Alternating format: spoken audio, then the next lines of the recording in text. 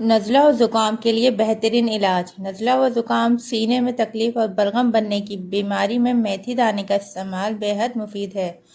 सुबह शाम 2 चाय के चमचे 1 कप पानी में जोश देकर शहद से मीठा करके पी लें।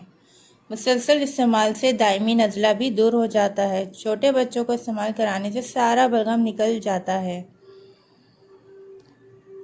चाय बनाते वक्त ये चीज़ ज़रूर डालें।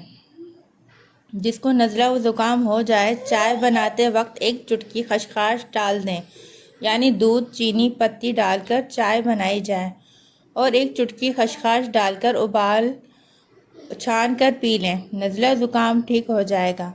यह अब करी का नुस्खा है, बहुत आजमूदा नुस्खों में से एक है। दुआ में याद रखिएगा। वीडियो पसंद आए तो लाइक और शेयर ज़रूर कीजिएगा और सब्सक्राइब भी। अल्लाह हाफिज़।